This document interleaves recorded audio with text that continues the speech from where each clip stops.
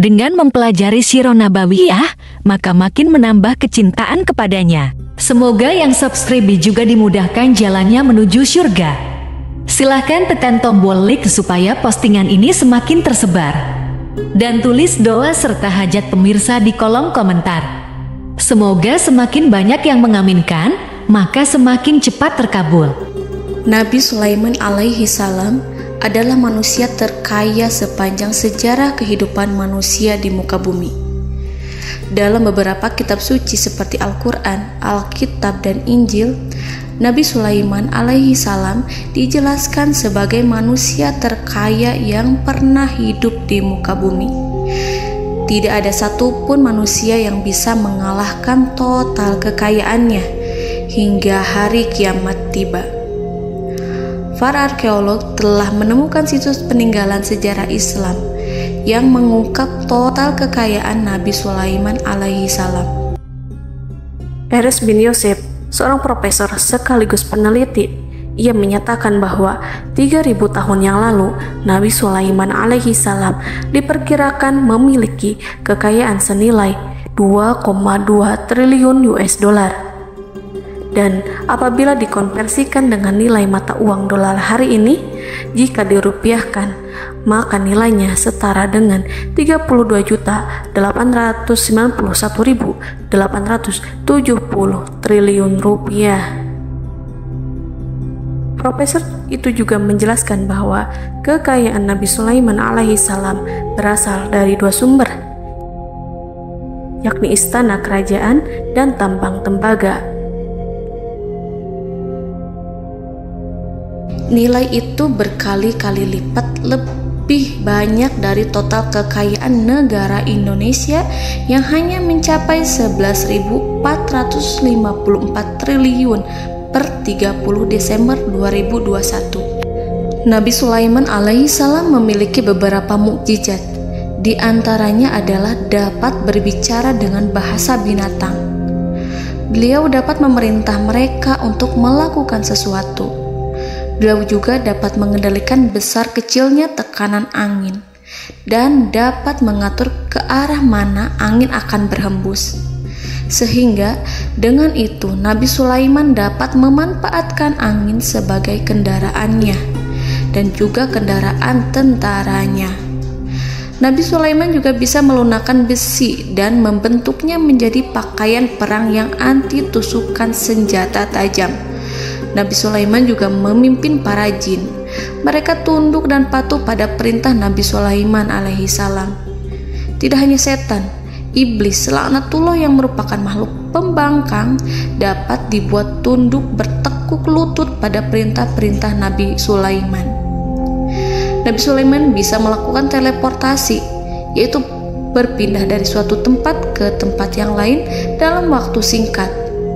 Peristiwa itu dibuktikan dengan pemindahan singgasana Ratu Balqis atas perintah Nabi Sulaiman. Nabi Sulaiman dikenal sebagai raja yang adil dan bijaksana.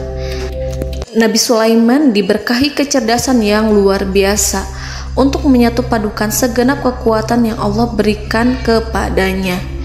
Ia mengelola dan membawa kerajaannya menjadi kekuatan raksasa yang tak terkalahkan di masanya dengan segenap kemampuan yang dimilikinya. Tentara Nabi Sulaiman adalah tentara terkuat di bumi tanpa ada yang menandingi.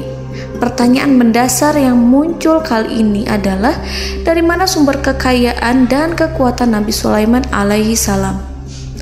Untuk mendapat jawaban dari pertanyaan itu, simak video ini sampai akhir. Sebelum itu, mari bantu channel ini terus berkembang dengan cara subscribe dan nyalakan tanda loncengnya. Berikan komentar yang positif dan berikan like serta share video ini. Bismillahirrahmanirrahim. Sungguh kami benar-benar telah menganugerahkan ilmu kepada Daud dan Sulaiman. Keduanya berkata, segala puji bagi Allah yang melebihkan kami dari kebanyakan hamba-hambanya yang mukmin. Sulaiman telah mewarisi Daud dan dia berkata, wahai manusia, kami telah diajari untuk memahami bahasa burung dan kami dianugerahi segala sesuatu. Sesungguhnya semua ini benar-benar karunia yang nyata. Quran Surat An-Naml ayat 15-16. Saudara-saudaraku yang dirahmati Allah, pada ayat di atas disebutkan bahwa Sulaiman telah mewarisi Daud. Nabi Sulaiman mewarisi Nabi Daud dalam sisi kenabian dan kekuasaan, bukan mewarisi harta, karena para nabi tidak mewariskan harta. Sebab sepeninggalan mereka, harta para nabi menjadi sedekah bagi orang-orang yang ada di sekitarnya, yaitu orang-orang fakir dan orang-orang yang membutuhkan. Dan harta para nabi tidak dikhususkan bagi kalangan keluarganya. Rasulullah Shallallahu Alaihi Wasallam bersabda, "Kami para nabi tidak mewariskan." Nabi Sulaiman mewarisi kenabian dari Nabi Daud. Ini adalah hal yang jelas. Allah telah memilihnya sebagai nabi dari Bani Israel. Begitu juga Allah telah memberinya kekuasaan kerajaan sehingga ia menjadi pemimpin Bani Israel. Barangkali sesuatu yang paling penting yang diwarisi oleh Nabi Sulaiman dari Nabi Daud adalah tradisi militer. Kemajuan militer yang dahsyat telah berpindah kepada Nabi Sulaiman. Nabi Daud sebenarnya adalah seorang pengembala kambing yang sangat miskin, tetapi seiring dengan perjalanan waktu, ia menjadi komandan pasukan tiada tanding. Nabi Daud alaihi salam mengetahui bahwa kekuatan hakiki yang mengatur alam semesta adalah kekuatan Allah. Ketika Nabi Daud mengelurkan tangannya dan memegang potongan batu, lalu beliau melemparkannya dengan ketepel ke arah Jalut, kepala Jalut retak dan ambruk menghantam tanah. Ini sebagai bentuk demonstrasi kekuatan darinya. Kehadiran Nabi Daud mengubah pasukan Bani Israel, di mana mereka sebelumnya lari jika berhadapan dengan musuh. Maka kini keberadaan mereka mulai diperhitungkan di masa hidupnya. Nabi Daud mengalami peperangan yang sangat banyak, tapi Al-Quran tidak menceritakan secara terperinci. Hal itu dikarenakan karena Al-Quran adalah kitab dakwah di jalan Allah, bukan kitab sejarah. Al-Quran hanya menceritakan di dalam Al-Quran surat Shad ayat 20, "Dan kami kuatkan kerajaannya, kerajaan Daud." Ayat tersebut berarti bahwa Nabi Daud belum terkalahkan dalam peperangan yang diikutinya. Di samping dukungan yang Allah berikan kepadanya, juga pasukan dan rakyatnya, di mana mereka adalah orang-orang yang bertauhid, menyerahkan diri kepada Allah.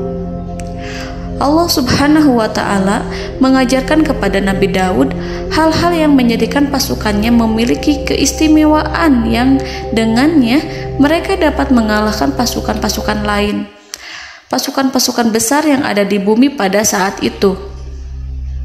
Allah Subhanahu wa Ta'ala berfirman dalam surat Saba ayat 10, "Dan kami telah melunakkan besi untuknya." Baju besi mungkin akan menjadi masalah dalam benak kita. Ketika orang-orang yang berperang, baju besi cukup mengganggu gerakan mereka. Kita bisa membayangkan ketika ada dua orang berperang, salah satu dapat bergerak bebas, sementara yang lainnya tidak leluasa bergerak karena tertahan dengan pakaiannya. Namun, dengan kekuasaan Allah, Nabi Daud dapat melunakkan besi dan membuat baju besi yang ringan, yang mudah untuk digunakan.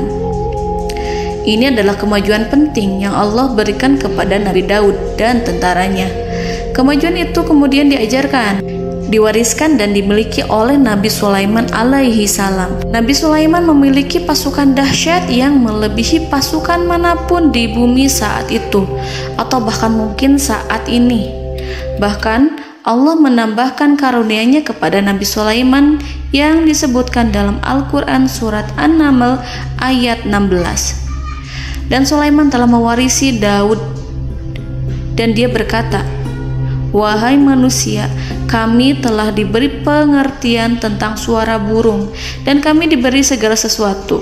Sesungguhnya ini benar-benar suatu karunia yang nyata." Saudara-saudaraku yang dirahmati Allah, pada suatu hari Nabi Sulaiman alaihi salam menengadahkan tangannya dan berdoa kepada Allah Subhanahu wa ta'ala. Antara hati Nabi dan Allah tidak ada penghalang, tidak ada jarak, tidak ada sekatan waktu, tidak ada satupun dari para nabi yang berdoa kepada Allah kecuali doanya pasti dikabulkan. Doa Nabi Sulaiman alaihi salam direkam dalam Al-Quran surat Shad ayat 35. Nabi Sulaiman berkata, "Ya Tuhanku, ampunilah aku, anugerahkanlah kepadaku kerajaan yang tidak dimiliki oleh seorang pun sesudahku." Nabi Sulaiman menginginkan dari Allah sesuatu kerajaan yang belum pernah diperoleh oleh siapapun setelahnya. Allah Subhanahu wa ta'ala mengabulkan doa Nabi Sulaiman dan memberinya kerajaan tersebut. Nabi Sulaiman mewarisi kekuasaan, kenabian, hikmah ilmu dari Nabi Daud alaihi salam. Orang-orang menyebut Nabi Sulaiman Al-Hakim, Sulaiman yang bijaksana. Kebijaksanaan Nabi Sulaiman tidak terbatas pada keadilannya di tengah-tengah manusia dan juga kasih sayangnya kepada mereka. Namun, kebijaksanaan Nabi Sulaiman juga berlaku di kalangan burung dan binatang lainnya. Nabi Daud juga mengenal bahasa burung, tetapi Nabi Sulaiman dapat berbicara dengan bahasa burung. Bahkan, ia dapat menggantikannya sebagai pembantunya. Ketika Nabi Daud bertasbih di gunung, burung-burung serta binatang buas ikut bertasbih bersamanya. Bahkan angin pun berhenti untuk mendengarkan tasbih itu. Sedangkan Nabi Sulaiman alaihi salam, Allah Subhanahu wa ta'ala memberinya karunia lebih dari itu, di mana binatang-binatang buas tunduk padanya, begitu juga angin dan burung. Saudara-saudaraku yang dirahmati Allah, Nabi Sulaiman alaihi salam mampu mendengarkan bisikan semut yang berbicara kepada sesama mereka. Bahkan ia mampu memerintahkan semut tersebut sehingga semut itu menjadi taat pada perintahnya. Pasukan Nabi Sulaiman memiliki kekuatan yang sangat dahsyat. Belum pernah ada di dunia ini satu pasukan pun yang memiliki kekuatan seperti itu.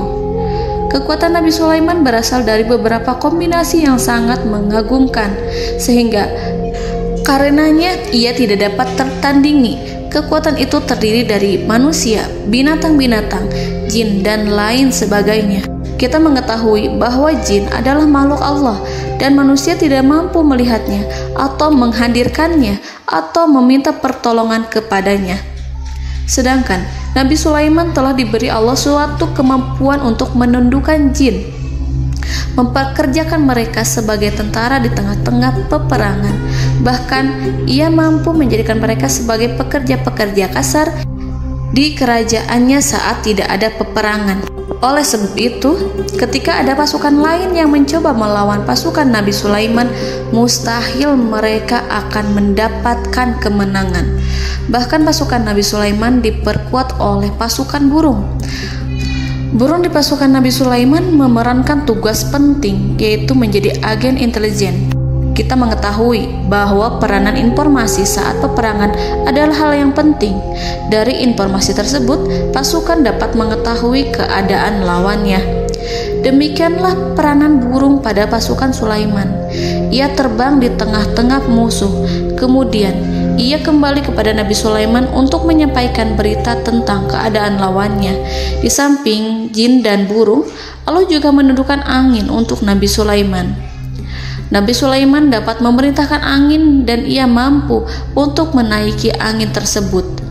Dalam Al-Quran surat Shad ayat 36-40, Allah Subhanahu wa ta'ala berfirman, "Kami tundukkan kepada angin yang berhembus dengan baik menurut kemana saja yang dikehendaki Sulaiman. Dan kami tundukkan pula kepadanya setan-setan, semuanya ahli bangunan dan penyelam, dan setan yang lain yang terikat dalam belenggu. Inilah anugerah kami, maka berikanlah kepada orang lain atau tahanlah untuk dirimu tanpa perhitungan, dan sesungguhnya dia mempunyai kedudukan yang dekat pada sisi kami dan tempat kembali yang baik." Saudara-saudaraku yang dirahmati Allah, Allah Subhanahu wa Ta'ala juga memberikan kemampuan yang tak seorang pun dari para nabi mendapatkannya, yaitu kemampuan untuk memerintah setan. Setan adalah salah satu bagian dari jin. Ia adalah kelompok yang celaka dari bangsa jin.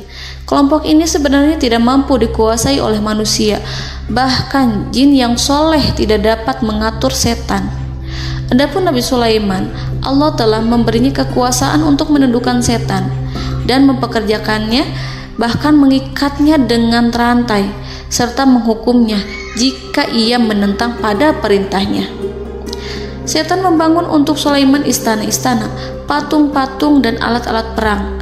Bahkan setan-setan itu menyelam ke dasar lautan untuk mengeluarkan permata dan yakut untuk Sulaiman.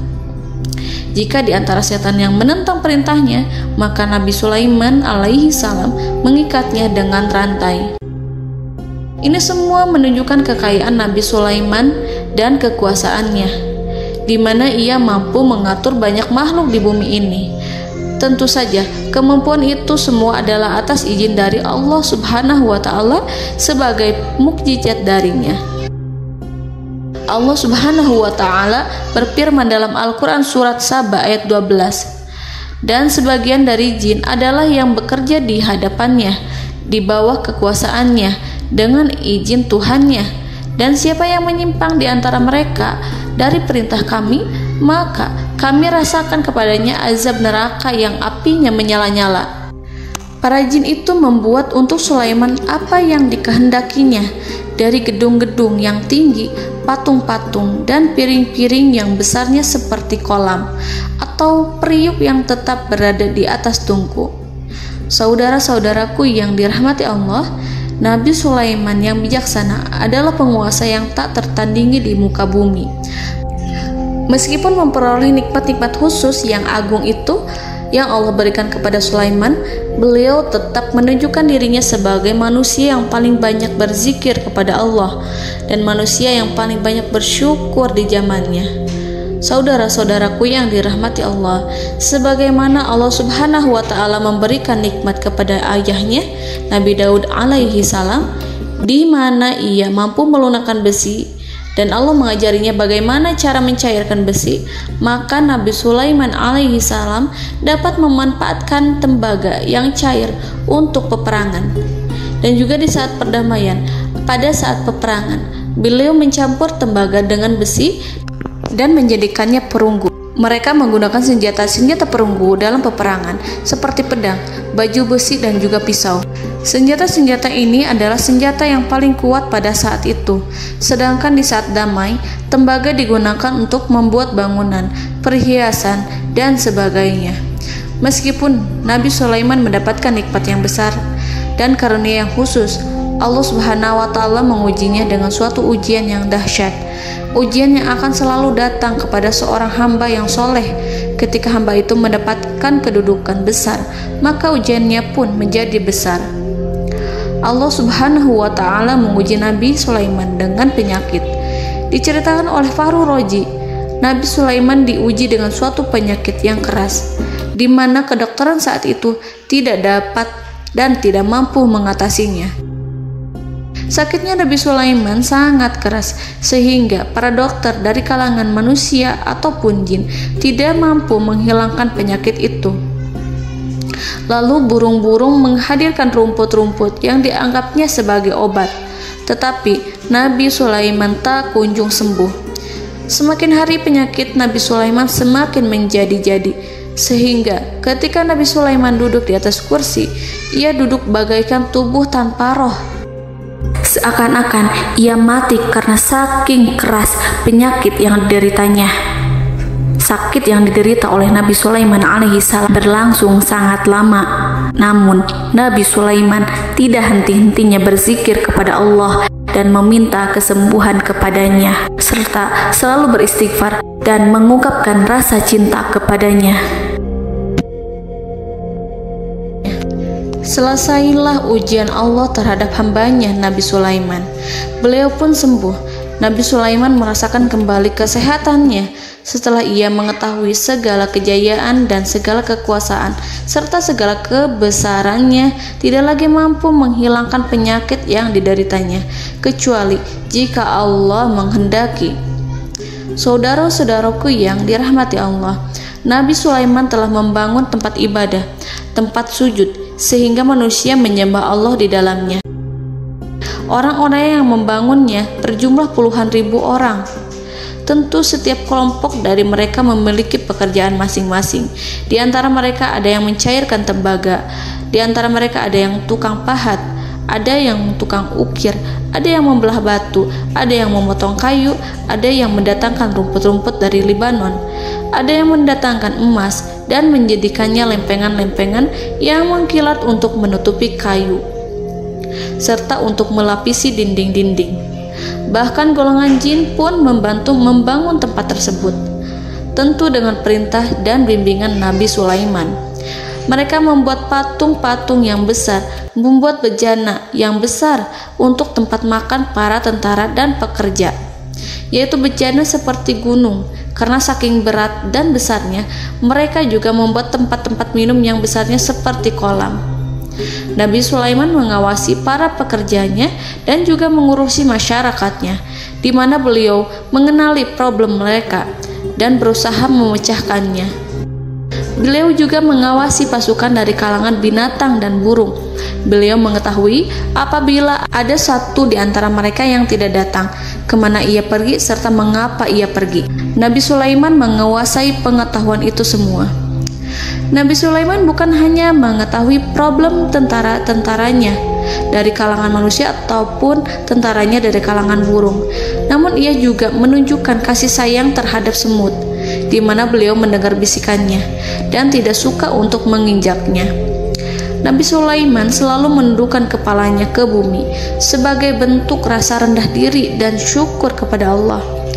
Pada suatu hari, Nabi Sulaiman alaihi salam berjalan di depan tentaranya dan tiba-tiba ia mendengar suara semut yang berkata kepada temannya dari kalangan semut. Hal itu terekam dalam Al-Quran surat An-Naml ayat 18-19. Wahai semut-semut, masuklah ke dalam sarang-sarangmu agar kamu tidak terinjak oleh Sulaiman dan tentaranya, sedangkan mereka tidak menyadarinya.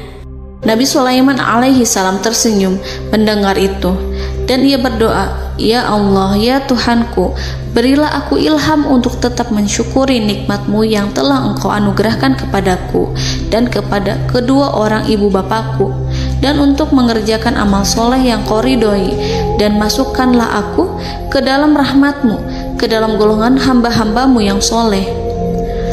Saudara-saudaraku yang dirahmati Allah, meskipun Nabi Sulaiman mendapatkan kekuasaan dan memiliki tentara yang besar, namun beliau menunjukkan kasih sayang terhadap bangsa semut. Beliau mendengarkan bisikannya dan melihat semut yang ada di depannya. Oleh karena itu, tak mungkin baginya untuk menginjak golongan semut itu. Nabi Sulaiman bersyukur kepada Allah telah memberinya nikmat, yaitu nikmat rahmat dan kasih sayang. Di samping itu, Nabi Sulaiman alaihi salam adalah orang paling kaya di dunia. Istananya terbuat dari kayu gaharu yang memiliki wangi harum. Istananya terbuat dari emas yang terkadang dari kristal. Beliau juga memiliki kursi besar yang terbuat dari emas dan permata. Istana Nabi Sulaiman merupakan istana yang paling besar di dunia. Nabi Sulaiman menggunakan pakaian dari emas dan permata. Meskipun demikian, Nabi Sulaiman tetap menunjukkan sebagai hamba yang berserah diri dan rendah diri di hadapan Allah Subhanahu wa Ta'ala. Nabi Sulaiman yang merendahkan diri di hadapan Allah, ia selalu sujud kepada Allah, sebagaimana ayahnya yang selalu bertasbih pada Allah. Nabi Sulaiman selalu melantunkan lagu-lagu cinta ilahi dan hanya memuji Allah Subhanahu wa Ta'ala. Pada suatu hari, Nabi Sulaiman alaihi salam mengeluarkan perintah kepada pasukannya untuk bersiap-siap. Kemudian, Nabi Sulaiman keluar dan memeriksa pasukannya satu demi satu. Kelompok yang pertama adalah kelompok manusia. Nabi Sulaiman memperhatikan kesiapan mereka. Lalu Nabi Sulaiman mengeluarkan perintah-perintah kepada mereka. Kemudian Nabi Sulaiman memeriksa kelompok jin dan menyampaikan perintahnya kepada mereka. Beliau memenjarakan jin yang tampak bermalas-malasan saat bekerja. Lalu beliau memeriksa binatang dan berkata kepada mereka, apakah mereka sudah makan dengan baik? Apakah mereka tidur dengan nyenyak? Apakah ada yang mengadu pada mereka, misalkan karena penyediaan makanan yang tidak layak? Apakah ada di sana yang sakit dan lain sebagainya? Ketika Nabi Sulaiman merasa puas dengan semuanya, Nabi Sulaiman memasuki tenda tempat berkumpulnya para burung. Nabi Sulaiman alaihi salam kemudian memasuki tenda tersebut, mengamati keadaan di sekitarnya, sehingga beliau mengetahui bahwa ada satu burung yang tidak hadir, yaitu burung hudhud. Mengapa aku tidak melihat burung hudhud? Burung-burung yang lain tampak terdiam sebagai penghormatan, dan mereka mendengarkan apa yang akan dikatakan pemimpin mereka. Nabi Sulaiman mengarahkan pandangannya pada semua burung dan tidak menemukan burung hudhud di antara mereka. Tak seekor burung pun yang mengetahui keberadaannya. Burung hudhud absen pada apel wajib kali ini. Nabi Sulaiman mulai menampakkan kemarahannya. Tiba-tiba, seekor burung kecil memberanikan diri untuk berkata kepada Nabi Sulaiman, "Wahai Nabi yang mulia, seharusnya hudhud ada bersamaku kemarin untuk melaksanakan tugas penyelidikan. Ia adalah pemimpin misi itu. Namun, burung hudhud belum datang. Oleh karena itu, aku tidak pergi bersamanya." Burung itu tampak gemetar. Nabi Sulaiman mengetahui bahwa hudhud tidak hadir dan tak seorang pun mengetahui kemana ia pergi. Burung hudhud pergi tanpa izin terlebih dahulu. Dalam keadaan marah, Nabi Sulaiman berkata, "Sungguh aku benar-benar akan mengazabnya dengan azab yang sangat keras atau benar-benar menyembelihnya, kecuali jika ia benar-benar datang kepadaku dengan alasan yang jelas."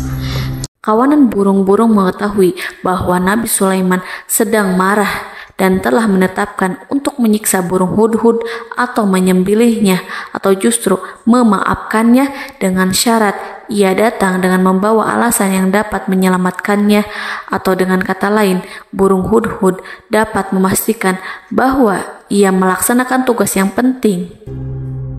Nabi Sulaiman menunjukkan kemarahan yang besar sehingga siapapun akan merasa takut kepada Nabi Sulaiman yang marah. Nabi Sulaiman kemudian pergi dari tempat burung tersebut. Nabi Sulaiman masih memikirkan keadaan burung hudhud. Seharusnya burung hudhud menjadi bagian penting dari badan intelijen. Apakah ia pergi untuk menyingkap suatu, atau apakah ia pergi hanya untuk bermain-main? Nabi Sulaiman telah memperhatikan dan mengetahui bahwa burung hudhud adalah seekor burung yang cerdik dan juga fasih berbicara. Terkadang Nabi Sulaiman mendapati burung hudhud sedang bermain-main dan menunda-nunda pekerjaannya. Namun ketika Nabi Sulaiman melihatnya, burung hudhud memahami bahwa perbuatannya tidak benar. Oleh karena itu, ia tidak boleh menyampur adukan antara waktu serius dan waktu bermain. Tidak lama setelah itu, burung hudhud tiba di tempat para burung. Burung-burung yang lain berkata kepadanya, "Wahai hudhud, pergilah engkau ke tempat Nabi Sulaiman. Jika ia mengetahui bahwa engkau telah sampai, jiwamu benar-benar terancam." Mendengar itu, burung hudhud segera beranjak. Ia terbang menemui Nabi Sulaiman. Pada waktu itu, Nabi Sulaiman sedang duduk bersama tentaranya yang lain. Burung hudhud berdiri. Ia telah merencanakan untuk memulai pembicaraan dengan Nabi Sulaiman sebelum Nabi Sulaiman bertanya kepadanya kemana dia pergi. Ini sebagai bukti bahwa hudhud telah melaksanakan suatu tugas yang penting. Dalam Al-Quran Surat An-Naml ayat 22, burung hudhud berbicara, "Aku telah mengetahui sesuatu yang kamu belum mengetahuinya, dan kubawa kepadamu dari negeri Saba suatu berita penting yang diyakini seakan-akan burung hudhud hendak berkata, 'Aku adalah hudhud yang miskin, tapi aku mengetahui apa yang tidak engkau ketahui, dan aku telah datang kepadamu dari kerajaan Saba dengan membawa berita yang sangat penting.'" Nabi Sulaiman tampak terdiam menunggu hudhud menyelesaikan kisahnya. Dalam surat An-Naml ayat 23-24, burung hudhud berkata, Sesungguhnya aku menjumpai seorang wanita yang memerintah mereka. Dia dianugerahi segala sesuatu serta mempunyai singgasana yang besar. Aku mendapati dia dan kaumnya menyembah matahari selain Allah. Dan setan-setan telah menjadikan mereka memandang indah perbuatan-perbuatan mereka, lalu menghalangi mereka dari jalan Allah, sehingga mereka tidak mendapat petunjuk. Burung hudhud diam. Nabi Sulaiman merasa bahwa hudhud menunjukkan kepasihan lisannya. Nabi Sulaiman berkata dalam Quran surat An-Naml ayat 27 sambil menunjukkan senyum manisnya. Nabi Sulaiman berkata, "Akan kami lihat apakah kamu benar wahai hudhud, ataukah kamu termasuk orang-orang yang berdusta." Seakan-akan burung hudhud ingin mengatakan, "Aku tidak berbohong, wahai Nabi yang mulia." Namun diamnya Sulaiman membuat takut sehingga burung hudhud terdiam. Nabi Sulaiman terdiam karena berpikir, lalu ia memutuskan sesuatu setelah itu. Beliau melihat kepada lainnya dan meminta secari kertas. Nabi Sulaiman menulis surat singkat dan menyerahkannya kepada hudhud serta memerintahkan kepadanya seperti yang dikatakan dalam Quran surat An-Naml ayat 28. "Pergilah dengan membawa suratku ini, lalu jatuhkanlah kepada mereka, kemudian berpalinglah dari mereka, lalu perhatikanlah apa yang mereka bicarakan." Al-Quranul Karim hanya menceritakan dalam Quran surat An-Naml bagaimana perginya hudhud dan bagaimana ia menyerahkan surat itu. Lalu Al-Quran langsung menyebut keadaan kerajaan Balqis yang saat itu sedang membaca surat di depan para pembesar kerajaan dan para menterinya.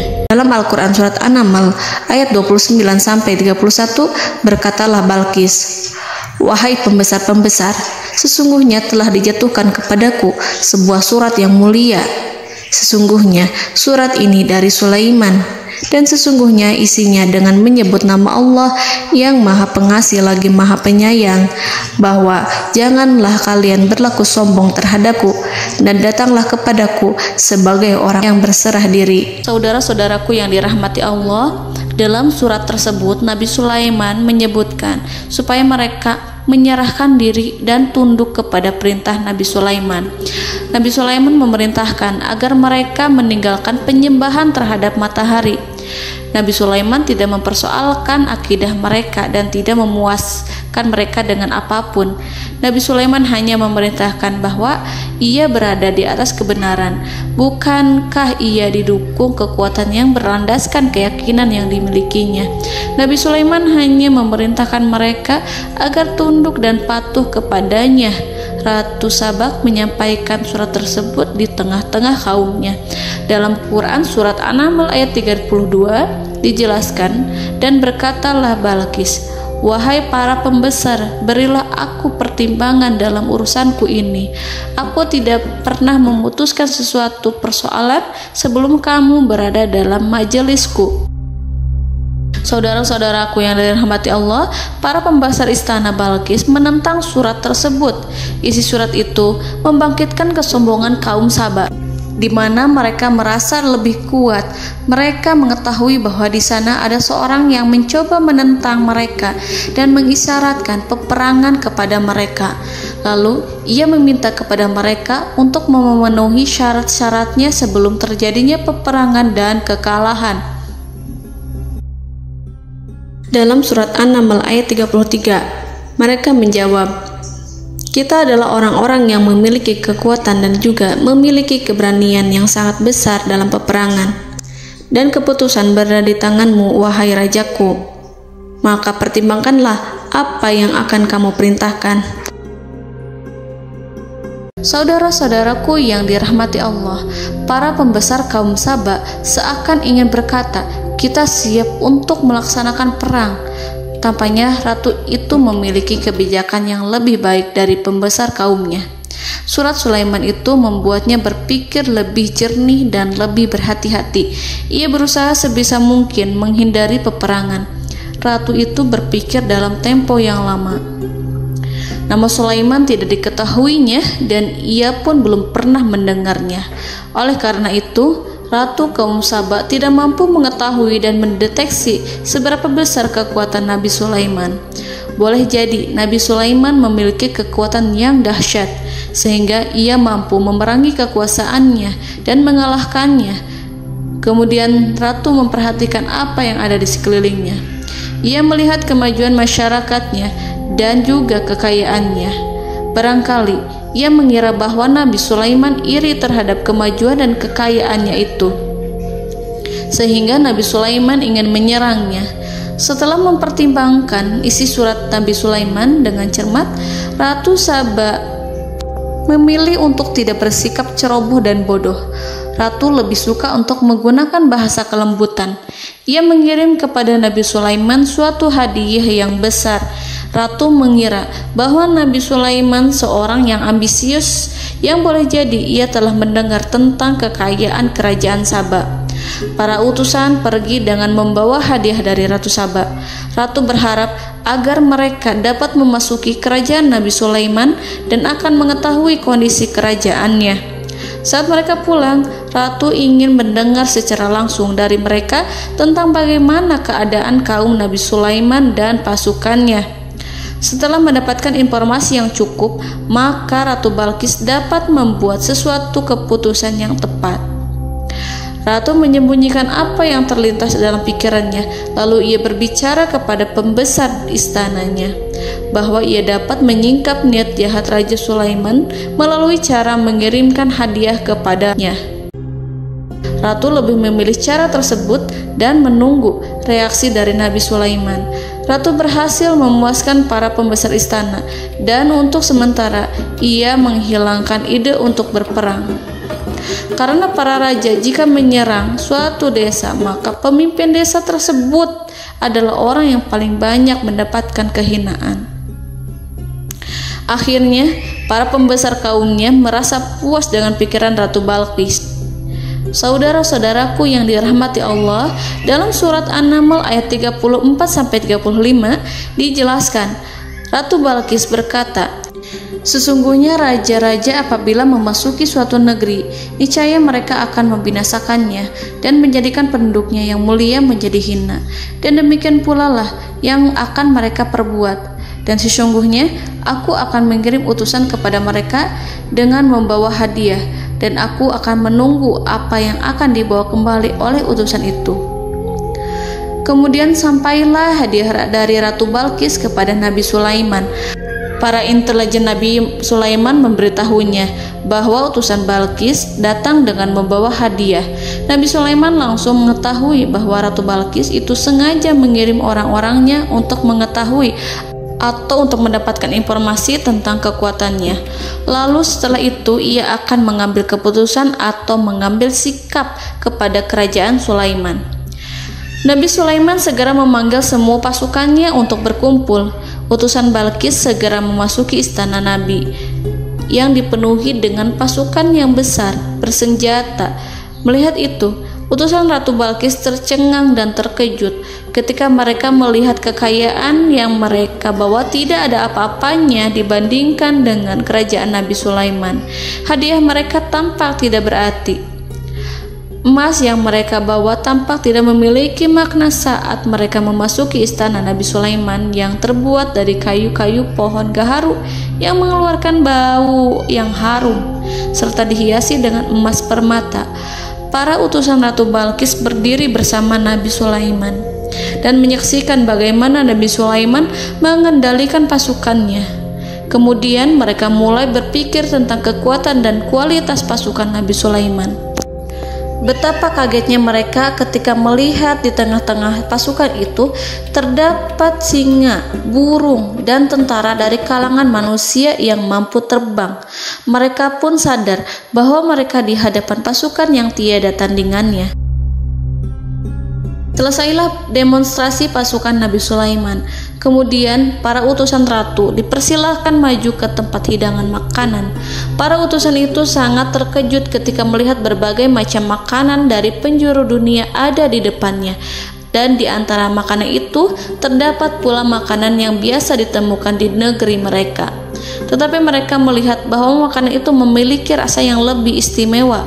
Selain itu, piring-piring yang ada di depan mereka terbuat dari emas dan mereka dilayani oleh laki-laki yang berhias dengan emas. Di meja makan itu terdapat burung, ikan laut, dan berbagai macam daging yang mereka tidak mampu lagi membedakan daging apa itu. Nabi Sulaiman tidak makan bersama mereka, tapi beliau makan dengan menggunakan piring yang terbuat dari kayu. Beliau memakan roti yang kering yang dicampur dengan minyak. Inilah makanan yang dipilih Nabi Sulaiman. Makan bersama mereka dalam keadaan diam, mereka merasa kehadiran Nabi Sulaiman menciptakan suatu wibawa yang luar biasa. Selesai perjamuan itu, lalu dengan sangat malu mereka menyerahkan hadiah dari Ratu Balqis kepada Nabi Sulaiman. Hadiah itu berupa emas yang bagi mereka hadiah itu sangat bernilai tinggi. Tapi di sini hadiah itu tampak kecil di hadapan kekayaan Nabi Sulaiman yang sangat mengagumkan. Nabi Sulaiman memperhatikan hadiah dari Ratu Balqis itu dan berkata dalam Quran surat An-Naml ayat 36, "Maka apa yang diberikan Allah kepadaku lebih baik daripada apa yang diberikannya kepadamu, tetapi kamu merasa bangga dengan hadiahmu." Saudara-saudaraku, Raja Sulaiman menyingkap dengan kata-katanya yang singkat itu penolakannya terhadap hadiah mereka. Ia memberitahu utusan itu bahwa ia tidak menerima hadiah tersebut. Ia tidak merasa puas dengan hadiah itu. Yang membuatnya puas hanyalah, janganlah kalian berlaku sombong terhadapku dan datanglah kepadaku sebagai orang-orang yang berserah diri. Lalu Nabi Sulaiman berkata kepada mereka dengan pelan. Hal itu diabadikan dalam Al-Quran surat An-Naml ayat 37. "Kembalilah kepada mereka, sungguh kami akan mendatangi mereka dengan bala tentara yang mereka tidak kuasa melawannya. Dan pasti kami akan mengusir mereka dari negara itu, yaitu negeri Saba, dengan terhina. Dan mereka akan menjadi tawanan-tawanan yang hina." Saudara-saudaraku yang dirahmati Allah, Nabi Sulaiman kemudian meninggalkan para utusan ratu setelah terlebih dahulu mengancam mereka. Para utusan itu berharap agar Nabi Sulaiman mau menunggu kunjungan Ratu Balqis yang akan membawa misi perdamaian. Akhirnya, sampailah para utusan Ratu Balqis ke negeri Saba. Mereka segera menuju istana sang ratu. Mereka memberitahu bahwa negeri mereka ada di ujung tanduk. Mereka menceritakan kepada ratu tentang kekuatan Nabi Sulaiman dan tidak mungkin bagi mereka mampu melawannya. Mereka meyakinkan Ratu Balqis bahwa ia harus mengunjunginya dan melihat sendiri bagaimana kebesaran kerajaan Nabi Sulaiman. Kemudian Ratu Balqis menyiapkan dirinya untuk pergi menuju kerajaan Nabi Sulaiman. Nabi Sulaiman duduk di kursi kerajaan di tengah-tengah para pembesarnya dan para menterinya, serta para komandan pasukannya. Beliau berpikir tentang sosok Balqis. Nabi Sulaiman mengetahui bahwa Balqis menuju tempatnya. Balqis dikelilingi rasa takut. Nabi Sulaiman berpikir sejenak tentang bagaimana matahari disembah. Ia memikirkan bagaimana informasi yang diterima oleh intelijennya tentang kemajuan kerajaan Balqis dalam bidang kesenian dan ilmu pengetahuan. Nabi Sulaiman bertanya kepada dirinya sendiri, apakah kemajuan menjadi penghalang untuk mengetahui kebenaran? Apakah ratu itu senang dengan kekuatan yang dicapainya? Dan ia membayangkan bahwa kekuatannya adalah segalanya. Dengan kemajuan yang dimilikinya, Nabi Sulaiman ingin membuat kejutan agar ratu mengetahui bahwa Islam yang diyakini oleh Nabi Sulaiman adalah satu-satunya yang mampu mendatangkan kemajuan dan kekuatan yang hakiki, sehingga ia dapat membandingkan antara keyakinannya dalam menyembah matahari beserta kemajuan yang dicapainya dengan keyakinan Nabi Sulaiman beserta kemajuan yang diraihnya. Saudara-saudaraku yang dirahmati Allah, para mata-mata Nabi Sulaiman telah memberitahunya bahwa hal yang sangat disegani dan dikagumi oleh kaum Balqis adalah kerajaan Saba, yaitu singgasana Ratu Balqis. Singgasana itu terbuat dari emas dan batu delima. Singgasana tersebut dijaga oleh penjaga yang sangat disiplin, di mana mereka tidak pernah lalai sedikit pun. Oleh karena itu, sangat tepat apabila Nabi Sulaiman menghadirkan singgasananya di sini, di kerajaannya. sehingga ketika ratu tiba, maka ia dapat duduk di atasnya. Nabi Sulaiman ingin membuat kejutan kepadanya dan menunjukkan bahwa kemampuannya tersebut yang berlandaskan pada keislaman. Nabi Sulaiman melakukan yang demikian itu dengan harapan agar si ratu tunduk kepadanya. Ide itu terlintas dalam diri Nabi Sulaiman. Lalu ia mengangkat kepalanya dan menoleh kepada anak buahnya.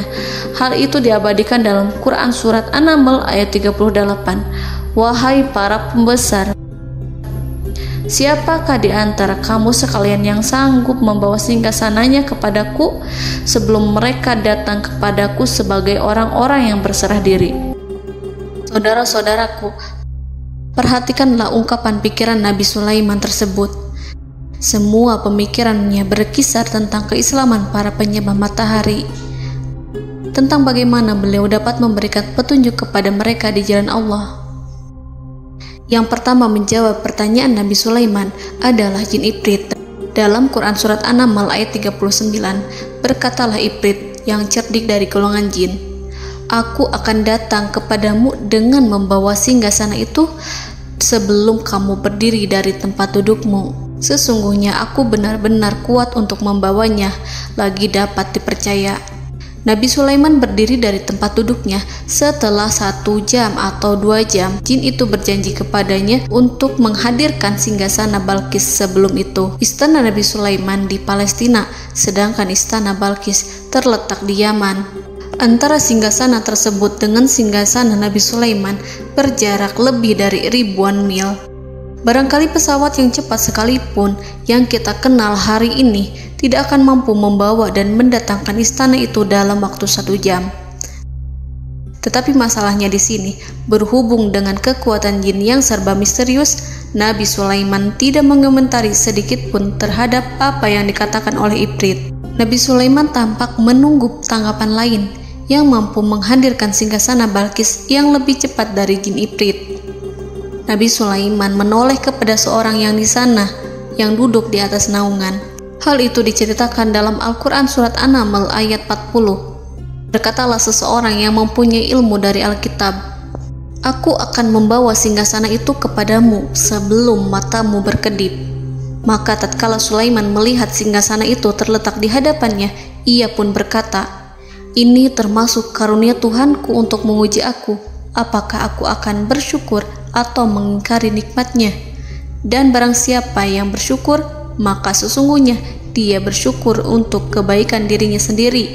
Dan barang siapa yang ingkar, maka sesungguhnya Tuhanku maha kaya lagi maha mulia." Saudara-saudaraku, belum lama seseorang yang mempunyai ilmu dari Alkitab menyatakan kalimatnya, sehingga singgasana itu tiba-tiba ada di depan Nabi Sulaiman, yang mampu menghadirkan singgasana itu lebih cepat dari kedipan mata. Al-Quranul Karim tidak menyingkap kepribadian seseorang yang menghadirkan singgasana itu.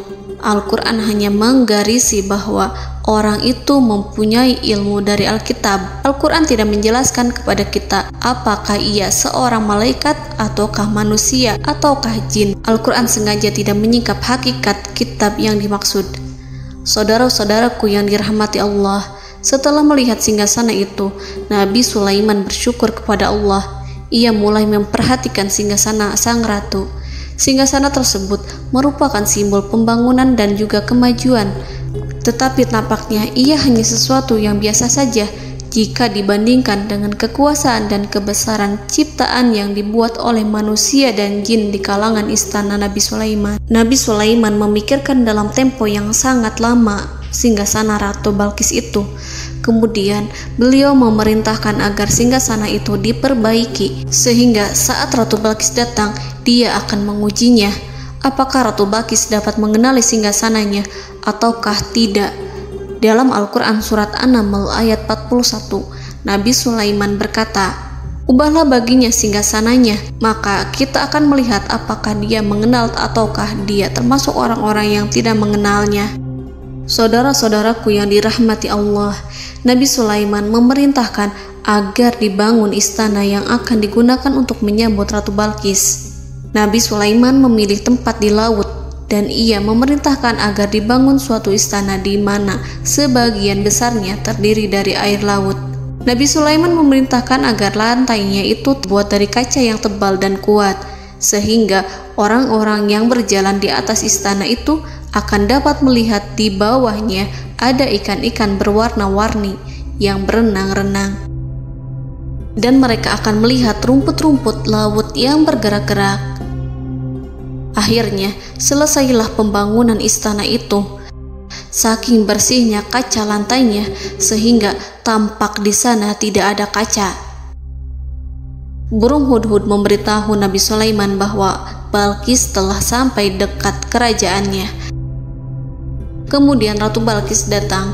Al-Quran tidak menyebutkan keadaan Nabi Sulaiman saat menyambut Balqis, namun Al-Quran menunjukkan dua sikap Ratu Balqis. Yang pertama, bagaimana sikap Balqis ketika pertama kali melihat singgasananya yang datang mendahuluinya, padahal ia telah meninggalkan pengawalannya untuk tetap setia menjaga singgasananya itu. Keadaan kedua adalah keadaan di depan istana yang dibangun untuk penyambutan Balqis. Istana itu penuh dengan permata yang berenang-renang di bawahnya ikan-ikan. Dalam Quran Surat An-Naml ayat 42 dijelaskan, dan ketika Balqis datang, ditanyakanlah kepadanya, "Serupa inikah singgasanamu?" Balqis menjawab, "Seakan-akan singgasana ini adalah singgasanaku. Kami telah diberi pengetahuan sebelumnya, dan kami adalah orang-orang yang berserah diri." Saudara-saudaraku, pada dialek di atas, Balqis melihat singgasananya dan ia tercengang saat mengetahui bahwa itu adalah singgasana miliknya. Namun kemudian ia mulai ragu karena melihat tidak sepenuhnya itu singgasana miliknya. Jika itu benar-benar miliknya, lalu bagaimana ia datang mendahuluinya? Dan bila bukan singgasananya, maka bagaimana Sulaiman dapat meniru sepersis dan seteliti itu? Padahal Sulaiman tidak pernah sekalipun ke kerajaannya. Nabi Sulaiman berkata saat melihat Balqis mengamati singgasananya, "Apakah ini singgasanamu?" Balqis terlihat sangat kebingungan, namun setelah itu ia menjawab, "Sepertinya benar." Nabi Sulaiman berkata, "Kami telah diberi ilmu sebelumnya dan kami sebagai orang-orang muslim." Saudaraku yang dirahmati Allah, melalui pertanyaan Nabi Sulaiman ingin mengisyaratkan kepada Balqis agar ia membandingkan antara keyakinannya beserta ilmu yang dicapainya dengan keyakinan Nabi Sulaiman yang muslim beserta pengetahuan yang telah diraihnya. Penyembahan terhadap matahari dan pencapaian ilmu yang dicapai oleh Ratu Balqis tanpa tidak ada apa-apanya dibandingkan dengan ilmu Nabi Sulaiman dan keislaman. Nabi Sulaiman telah mendahuluinya dalam bidang ilmu karena keislamannya. Karena itu, sangat mudah baginya untuk mengungguli Balqis dalam ilmu-ilmu yang lainnya. Demikianlah yang disyaratkan dalam pertanyaan Nabi Sulaiman kepada Ratu Balqis. Ratu Saba itu mengetahui bahwa ini adalah singgasananya, di mana singgasana itu datang lebih dahulu daripada dirinya. Beberapa bagian darinya telah diubah saat Balqis masih di perjalanan menuju ke tempat Nabi Sulaiman. Ia berpikir kemampuan apa yang dimiliki Nabi Sulaiman. Ratu Balqis tercengang melihat apa yang disaksikannya, yang berupa buah dari keimanan Nabi Sulaiman dan hubungannya dengan Allah Subhanahu wa Ta'ala.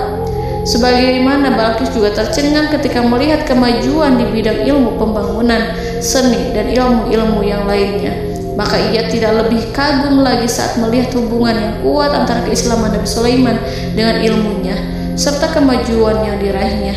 Dalam Al-Quran Surat An-Naml ayat 43 dijelaskan, dan apa yang disembahnya selama ini selain Allah mencegahnya untuk melahirkan keislamannya, karena sesungguhnya ia terdahulu termasuk orang-orang yang kafir. Saudara-saudaraku yang dirahmati Allah, berguncanglah dalam benak Balqis ribuan hal ketika melihat keyakinan kaumnya runtuh di hadapan Nabi Sulaiman. Ia menyadari matahari yang disembahnya hanya merupakan ciptaan Allah, dan Allah lah yang menggerakkannya untuk hamba-hambanya. Lalu terbitlah matahari kebenaran dalam dirinya. Hatinya diterangi oleh cahaya baru yang tidak akan tenggelam seperti tenggelamnya matahari. Masa keislamannya hanya menunggu waktu. Ratu Balqis memilih waktu yang tepat untuk mengumumkan keislamannya. Allah Subhanahu wa Ta'ala berfirman dalam Quran Surat An-Naml ayat 44. Dikatakan kepadanya, masuklah ke dalam istana. Maka tatkala ia melihat lantai istana itu, dikiranya kolam air yang besar dan disingkapnya 2 betisnya. Berkatalah Sulaiman, sesungguhnya ia adalah istana licin yang terbuat dari kaca. Berkatalah Balqis, wahai Tuhanku, sesungguhnya aku telah berbuat zalim terhadap diriku dan aku berserah diri bersama Sulaiman kepada Allah Tuhan semesta alam. Saudara-saudaraku yang dirahmati Allah, dikatakan kepada Balqis, masuklah ke dalam istana. Ketika ia masuk, maka ia tidak menyaksikan adanya kaca, tetapi ia melihat air, sehingga ia mengira akan bersinggungan dengan air. Lalu ia menyingkapkan sedikit bajunya agar bajunya itu tidak basah. Nabi Sulaiman mengingatkannya tanpa melihatnya agar ia tidak khawatir terhadap pakaiannya, karena pakaiannya tidak akan basah sebab di sana tidak ada air. Itu sekedar kaca yang halus, yang saking halusnya sehingga ia tidak tampak. Pada kesempatan itulah Balqis mengumumkan keislamannya yang mengakui kelalimannya, dan ia menyatakan menyerahkan diri kepada Nabi Sulaiman dan kepada Allah Tuhan semesta alam. Lalu kaumnya pun mengikutinya dan mereka memeluk Islam. Balqis menyadari ia berhadapan dengan penguasa yang terbesar di bumi dan Nabi Allah yang mulia. Untuk pertama kalinya, wajah Sulaiman tampak dihiasi dengan senyuman yang menunjukkan kepuasannya sejak Balqis mengunjunginya. Demikianlah Nabi Sulaiman mewujudkan kejayaannya yang hakiki dan menyebarkan cahaya Islam di muka bumi. Saudara-saudaraku, Al-Quran tidak menyebutkan kisah Balqis setelah keislamannya. Para ahli tafsir mengatakan bahwa ia menikah dengan Nabi Sulaiman. Selain itu, ada yang mengatakan bahwa ia menikah dengan salah satu orang dekat Nabi Sulaiman. Ada juga yang mengatakan bahwa sebagian Raja Habasyah adalah keturunan dari buah perkawinan ini. Wallahu a'lam bishawab. Saudara-saudaraku yang dirahmati Allah, Nabi Sulaiman hidup di tengah-tengah kejayaan dan kemuliaan di bumi. Kemudian Allah menetapkan kematian untuknya, sebagaimana kehidupan Sulaiman berada di puncak kemuliaan dan kejayaan yang penuh dengan keajaiban yang luar biasa, maka kematiannya pun merupakan tanda-tanda kebesaran Allah yang penuh dengan keajaiban. Demikianlah bahwa kematiannya sesuai dengan kehidupannya, sesuai dengan kejayaannya. Allah berfirman tentang kematian Sulaiman di dalam Al-Quran Surat Saba ayat 14. Maka tatkala kami telah menetapkan kematian Nabi Sulaiman, tidak ada yang menunjukkan kepada mereka kematiannya itu kecuali rayap yang memakan tongkatnya. Maka tatkala ia telah tersungkur, tahulah jin bahwa kalau sekiranya mereka mengetahui yang gaib, tentulah mereka tidak akan tetap dalam siksa yang menghinakan. Saudara-saudaraku, kemampuan Nabi Sulaiman untuk menundukkan jin dan mempekerjakan mereka serta hubungan mereka dengan semua itu menimbulkan fitnah di tengah-tengah manusia dalam hal tertentu. Kematian Nabi Sulaiman merupakan batasan jawaban terhadap fitnah ini. Kami tidak mengetahui siapa yang mengklaim bahwa jin mengetahui hal yang gaib. Apakah itu setan yang terkutuk, atau jin yang bodoh, atau manusia yang tertipu? Kami tidak mengetahui siapa yang bertanggung jawab terhadap tersebarnya isu yang keliru ini. Yang kita ketahui adalah bahwa hal tersebut adalah mempengaruhi sebagian manusia dan jin. Barangkali manusia berkata kepada diri mereka, selama jin melakukan perbuatan yang luar biasa ini, maka apa gerangan yang menjadikan mereka tidak mengetahui hal yang gaib itu? Manusia itu lupa bahwa kunci kegaiban berada di tangan Allah. Masalah ilmu gaib tidak akan mampu dikuasai oleh jin dan manusia. Hanya Dia yang mengetahuinya, dan manusia diberitahu hanya sedikit sekali. Saudara-saudaraku yang dirahmati Allah, seakan-akan Allah telah merencanakan bahwa kematian Sulaiman bertujuan untuk menghancurkan pemikiran itu, yaitu pemikiran bahwa jin mengetahui hal-hal yang gaib. Jin bekerja untuk Nabi Sulaiman selama beliau hidup, dan tatkala beliau meninggal, maka tugas mereka menjadi bebas. Nabi Sulaiman meninggal tanpa diketahui oleh jin, sehingga mereka tetap bekerja untuk mereka, tetap mengabdi kepada Sulaiman. Seandainya mereka mengetahui hal yang gaib, niscaya mereka tidak akan meneruskan pekerjaan mereka. Saudara-saudaraku, pada suatu hari Nabi Sulaiman memasuki mihrabnya untuk itikaf ibadah dan beribadah kepada Allah. Tak seorang pun yang berani mengganggu khalwatnya. Mihrab Sulaiman terletak di puncak gunung dan dindingnya terbuat dari permata. Pada suatu hari, Nabi Sulaiman duduk bersandar pada tongkatnya dan ia tampak tenggelam dalam tafakur. Beliau berzikir pada Allah hingga rasa kantuk menguasainya. Lalu setelah itu malaikat maut menemuinya. Nabi Sulaiman pun meninggal. Beliau bersandar kepada tongkatnya. Jin melihatnya dan mengira bahwa beliau sedang sholat, sehingga mereka pun terus melanjutkan pekerjaannya. Berlalulah hari demi hari yang panjang. Datanglah rayap, yaitu semut kecil yang memakan kayu. Hewan itu mulai memakan tongkat Nabi Sulaiman. Rayap itu tampak lapar. Sebagian dari tongkat Nabi Sulaiman dimakan beberapa hari oleh rayap itu. Ketika yang dimakannya semakin bertambah, maka tongkat itu pun menjadi rusak dan kemudian jatuh dari tangan Nabi Sulaiman alaihi salam. Tubuh mulia itu kehilangan keseimbangan dan kemudian jatuh terhempas di bumi. Tatkala tubuh suci itu tersungkur, maka manusia segera menuju ke arahnya. Mereka menyadari dan mengetahui bahwa Nabi Sulaiman telah meninggal dalam waktu yang lama. Jin menyadari bahwa mereka tidak mengetahui hal yang gaib, dan manusia pun mengetahui hakikat ini. Seandainya jin mengetahui hal yang gaib, niscaya ia tidak akan meneruskan siksa yang hina. Mereka tidak akan bekerja kepada Sulaiman. Demikianlah Nabi Sulaiman alaihi salam meninggal dalam keadaan duduk dan sholat di mihrabnya. Lalu berita itu tersebar bagaikan api di bumi. Manusia, burung, dan binatang buas mengantarkan jenazah Nabi Sulaiman. Sekawanan burung tampak sedih dan menangis. Semua makhluk bersedih. Akhirnya tak seorang pun mengetahui bahasa burung di bumi. Meninggallah seorang yang memahami pembicaraan burung, binatang-binatang, jin, dan lain sebagainya. Burung-burung itu berkata, betapa beratnya kehidupan di tengah orang-orang yang tidak mengetahui pembicaraan kita. Allahu a'lam.